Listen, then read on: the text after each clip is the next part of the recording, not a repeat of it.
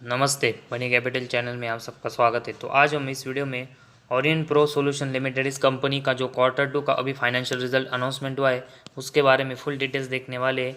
तो इस quarter result के जो नंबर्स है वो कंपनी ने सभी लैक्स में मेंशन किए, तो उसको हम करोड़ में कन्वर्ट करके देखेंगे ताकि क्वार्टर रिजल्ट समझने में एकदम आसानी हो।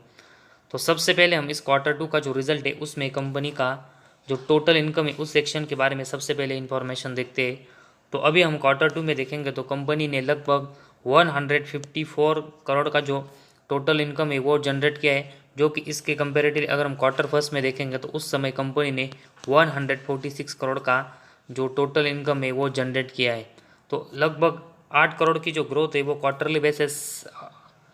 कंपनी के टोटल इनकम में देखने को मिली है। और वही अगर हम पिछले साल के क्वार्टर 2 में देखेंगे तो उस समय कंपनी ने 122 करोड़ का सेल्स जनरेट किया था, जो कि ये बढ़कर अभी 154 करोड़ का इस क्वार्टर 2 में हुआ है। तो लगभग 32 करोड़ की जो ग्रोथ है वो हमें ईयर और ईयर बेसिस कंपनी के टोटल इनकम में अभी क्वार्टर 2 में देखने को मिली है। तो क्वार्टरली और ईयरली बेसिस अगर हम देखेंगे तो कंपनी का जो सेल्स है वो इस क्वार्टर 2 में बढ़ा है, लेकिन अगर हम क्वार्टरली बेसिस देखेंगे तो 146 करोड़ का जो क्वार्टर 1 में टोटल इनकम था उसकी जो एक्सपेक्टेशन थी इस क्वार्टर 2 में बढ़ने की वो बहुत ज़्यादा थी, लेकिन अभी ये सिर्फ 8 करोड़ से बढ़ते हुए देखने को मिले हैं। तो उसकी वजह से थोड़ी सी निगेटिव बात हमें कंपनी के टोटल इनकम में क्वार्टरली बेसिस देखने को मिली। इसके बाद अगर हम कंपनी का टोटल इनकम में से एक्सपेंस को कट करके देखेंगे तो उसके बाद कंपनी का प्रॉफिट आफ्टर टैक्स हमें देखने को मिलता है, मतलब नेट प्रॉफिट देखने को मिलता है। और अभी हम क्वार्टर 2 में देखेंगे तो कंपनी ने लगभग 24 करोड़ का नेट प्रॉफिट जनरेट किया है, जो कि क्वार्टर 1 में अगर हम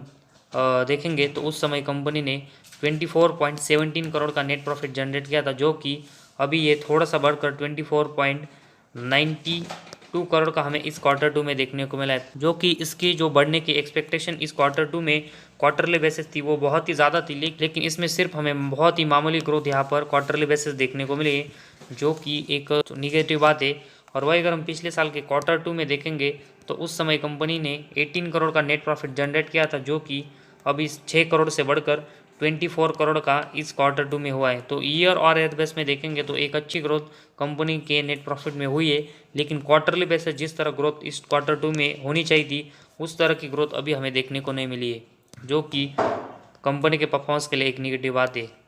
तो कंपनी का जो नेट प्रॉफिट है उसके बाद कंपनी का अर्निंग पर शेयर के बारे में हम इंफॉर्मेशन देखते हैं। अभी हम क्वार्टर 2 में देखेंगे तो कंपनी ने 10.39 का ईपीएस है वो जनरेट किया है, जो कि क्वार्टर 1 में ये ईपीएस कंपनी का 10.32 था।